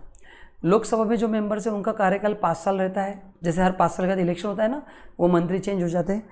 राज्यसभा का होता है 6 साल टोटल, एक मिनिस्टर के लिए, मतलब टोटल उसमें से 2-2 साल के बाद 1/3 रिटायर हो जाते हैं, करेक्ट ना। तो 6 साल का रहता है, बट 1/3 हर 2 साल के बाद चेंज हो जाते हैं, ठीक है। लोकसभा में आपको जाने के लिए मिनिमम एज 25 होना चाहिए एंड राज्यसभा में मिनिमम 30। तो ये एक जनरल डिटेल्स मैंने आपको बता दी है, ठीक है। अब इन दोनों का रोल क्या है। अच्छा, लोकसभा में मैक्सिमम मेंबर्स कितने हो सकते हैं, कितने हैं, 552। कितने होते हैं, 552 एंड प्लस 20 कौन से रहेंगे अपने, 552 होंगे, और यहाँ पे 250 रहते हैं। कितने रहते हैं, 250, ठीक है। या 572 है, बताओ कितने हैं, जरा आप नंबर मेरे को सही बताना कितना है, 552 या 572 है, ठीक है ना। तो ऐसे अलग अलग वहाँ पे सीट्स होते हैं। तो यहाँ पे 572, यहाँ पे 250, यहाँ पे मैक्सिमम 250 रहते हैं, ठीक है। अभी इसका रोल क्या है, ध्यान से सुनना। अभी पहला क्वेश्चन, राज्यसभा की ज़रूरत क्या है ना, ये आपने पूछना चाहिए। पार्लियामेंट में तो दोनों, पार्लियामेंट में लोकसभा राज्यसभा दोनों का इम्पोर्टेंस है। लोकसभा जो है ना, वो फॉर एग्जांपल कोई एज्यूम करो, जैसे कोई स्टेट है ना, कोई स्टेट है, उसका कोई मिनिस्टर लोकसभा में है नहीं, क्योंकि सभी लॉ जो है, मतलब लोकसभा इज़ द मेन, जहाँ पे सब डिसीजंस लिए जाते हैं, लॉ पास किए जाते हैं, करेक्ट ना। तो राज्यसभा मतलब ये स्टेट का रिप्रेजेंटेटिव रहता है, करेक्ट ना। तो कोई फॉर एग्जांपल ऐसा हो सकता है कि सेंट्रल लेवल पे बीजेपी का गवर्नमेंट है, मोदी जी का गवर्नमेंट है अभी, लेकिन उस स्टेट में बीजेपी का गवर्नमेंट नहीं है, स्टेट में कांग्रेस का गवर्नमेंट है या किसी और का है। तो उनका वहाँ पे कौन सुनेगा पार्लियामेंट में, तो उनका एक वहाँ पे एक रिप्रेजेंटेटिव रहता है जिसको बोलते हैं राज्यसभा। तो इंडिया का कॉन्स्टिट्यूशन बहुत सोच समझ के बनाया गया है, करेक्ट ना। दोनों लोगों को अधिकार दिए गए। अभी वो अधिकार क्या है मैं डिस्कस नहीं करूँगा, क्योंकि वो मेरे सिलेबस का पार्ट नहीं है। बस मेरे सिलेबस में इतना ही लिखा है कि इनकम टैक्स एक्ट पार्लियामेंट में पास होता है, बस। उससे आगे पार्लियामेंट का डिटेल आपको लॉ में मिलेगा, ये आपने पढ़ा भी रहेगा। बस एक मैं बेसिक आइडिया दे रहा हूँ कि मेरे सब्जेक्ट पॉइंट ऑफ व्यू उसका इंपॉर्टेंस क्या है, करेक्ट ना। तो उनका भी सुनने के लिए कोई तो भी चाहिए ना ऊपर, कि किसी स्टेट के ऊपर अगर लोकसभा में है नहीं तो उनका सुनने के लिए कोई ना कोई चाहिए। इसलिए राज्यसभा को लाया गया ताकि उनका भी कोई सुनने के लिए ऊपर रहेगा पार्लियामेंट में, मतलब उनके साथ कोई नाइंसाफ़ी ना हो। एंड इसमें से जो टोटल 250 मेंबर रहते हैं राज्यसभा के, उसमें से 20 जो मेंबर है वो राष्ट्रपति खुद चुनते हैं। एंड यहाँ पे इलेक्शन की ज़रूरत नहीं होती है, नॉमिनेटेड मेंबर्स रहते हैं। For example Sachin Tendulkar is a member of Rajya Sabha, तो राष्ट्रपति ने उनको चुना है। बहुत सारे फिल्म एक्टर्स भी थे, if I am not wrong, I think Rekha, even Vijay Mallya भी राज्यसभा के मेंबर्स थे, बट जैसे उनका कांड बाहर आ गया, बेचारों ने वो छोड़ के भाग गए अनफॉर्चुनेटली। तो सचिन तेंदुलकर देखो is a member of Rajya Sabha. तो जिन लोगों ने कला, समाज सेवा इस क्षेत्र में अच्छा काम किया ना, उनको राष्ट्रपति अपॉइंट करते हैं, करेक्ट ना। उनका एडवांटेज भी है, जैसे सचिन तेंदुलकर को क्रिकेट के बारे में बहुत अच्छी जानकारी है, तो कोई स्पोर्ट्स रिलेटेड अगर पॉलिसी बनाना है, is the best person to guide, तो उनका वो एडवांटेज भी हो जाता है। So this is the difference between Lok Sabha and Rajya Sabha, ठीक है। चलो, अभी पार्लियामेंट में मेन आपने अपना फोकस लोकसभा पे है, क्योंकि आपने लॉ वगैरह लोकसभा में पास होते हैं, ठीक है। अभी उनके बाद रहता है यूनियन मिनिस्टर, जिसको बोलते हैं, उनके पास रहते हैं मिनिस्टर्स, उसको बोलते हैं कैबिनेट मिनिस्टर। तो आपने टीवी पे सुना रहेगा, देखो कि आज कैबिनेट मिनिस्टर की मीटिंग हुई, ये वर्ड आपने सुना रहेगा। इसका मतलब क्या होता है, लिख के रखना। कैबिनेट मिनिस्टर का मतलब है मेंबर्स ऑफ रूलिंग पार्टी। देखो पार्लियामेंट में लॉ पास हो गया है ना, लॉ पास होने के बाद उसका इम्प्लीमेंटेशन करता है सेंट्रल गवर्नमेंट, उसका इम्प्लीमेंटेशन होता है central government. Central government is headed by prime minister of India, central government is headed by prime minister of India Shri Narendra Modi ji. अभी उनके लिए प्रैक्टिकली पॉसिबल नहीं कि हर एक काम करना, इसलिए दे अपॉइंट मिनिस्टर्स, जिसको बोलते हैं cabinet minister. Railway minister, defence minister, education minister, finance minister. जैसे अपने लिए एक ही इंपॉर्टेंट है finance minister, Shrimati Nirmala Sitharaman. At present तो वही है, बीच में चेंज हो गया तो मैं कुछ नहीं कर सकता हूँ, ठीक है ना। मैं रिकॉर्ड करते समय तो आज वही है, अगर बीच में चेंज हो गया तो फिर एग्जाम में आपको अकॉर्डिंगली चेंज करके आंसर लिखना है ना। जैसे बीच में अरुण जेटली थे, बाद में वो चेंज हो गए, करेक्ट ना। तो उनकी हेल्थ खराब थी, इसलिए उन्होंने वो गिव अप कर दिया था, वैसा है। अनफॉर्चुनेटली उनकी डेथ हो गई। एनीवेज मैं आपको बता रहा हूँ जस्ट। तो अभी तो कौन है, श्रीमती निर्मला सीतारामन, तो ये है कैबिनेट मिनिस्टर। तो मोदी जी खुद काम नहीं कर सकते, ये काम इनको अलाइन किया जाता है, इनको डिवाइड किया जाता है, करेक्ट। तो ऐसे मिनिस्टर बनाए जाते हैं एंड इनके नीचे होते हैं ऑफिसर्स, जिनको बोलते हैं ब्यूरोक्रेट्स बोलते हैं ना, IAS ऑफिसर, वो सब यहाँ पे रहते हैं। तो ऐसे ही इंडिया में पार्लियामेंट का स्ट्रक्चर है। सो पार्लियामेंट में लोकसभा, राज्यसभा, करेक्ट ना, अपने सभी लॉज लोकसभा में पास होते हैं। उसके बाद यूनियन मिनिस्टर, अच्छा कुछ लॉ में राज्यसभा को भी अधिकार रहता है, बट मैं अपने सब्जेक्ट की बात कर रहा हूँ, ठीक है ना। ये आप डिटेल में पढ़ोगे, जब आप पार्लियामेंट का चैप्टर पढ़ोगे लॉ में आपको आइडिया आएगा। देन यूनियन मिनिस्टर कौन होते हैं, मैंने कहा था मेंबर्स ऑफ रूलिंग पार्टी। तो अभी बीजेपी रूलिंग पार्टी है, तो सभी कैबिनेट मिनिस्टर उनके ही हैं एंड उनको सपोर्ट करने के लिए अलग अलग मिनिस्ट्री बनाया जाता है। सो आपके लिए इंपॉर्टेंट मिनिस्ट्री है मिनिस्ट्री ऑफ फाइनेंस एंड उसमें ऑफिसर्स रहते हैं, ठीक है। तो ये था एक पार्लियामेंट का सिंपल स्ट्रक्चर। आगे, दिस इज हाउ इंडिया में लॉ का एडमिनिस्ट्रेशन होता है। पार्लियामेंट, उसमें रहता है कैबिनेट मिनिस्टर। तो अपने लिए कौन सा है cabinet minister, finance ministry. Finance minister को सपोर्ट करने के लिए 2 बोर्ड बनाए गए, जो शायद आपने सुना रहेगा, CBDT, central board of direct tax. तो ये क्या करते हैं, CBDT is the highest administrative authority in India. So ये टैक्स का जो इम्प्लीमेंटेशन है, एग्जीक्यूशन है, उसका पूरा अधिकार इस मिनिस्टर को दिया है। तो लॉ इंप्लीमेंट करने के लिए जो जो दिक्कतें आती है वो सब ये देखती है, कौन, cabinet ministry. And indirect tax में कौन है, central board of indirect tax and custom. And बाकी के जो हायरार्की है उसके वो अपने कुछ काम का नहीं है, ठीक है। चलो, तो अपन यहाँ तक अभी एक ब्रेक लेते हैं, करेक्ट ना। इस लेक्चर में मैंने खाली बस बेसिक इंट्रोडक्शन किया है, डायरेक्ट टैक्स, इनडायरेक्ट टैक्स क्या होता है, लॉ कहाँ पे बनता है, पार्लियामेंट का रोल क्या है, लोकसभा राज्यसभा क्या होता है, ये बेसिक जानकारी आप एक बार रिवाइज कर लो एंड फिर अपन अगले लेक्चर से थोड़ा आगे बढ़ेंगे, ठीक है। Thank you so much.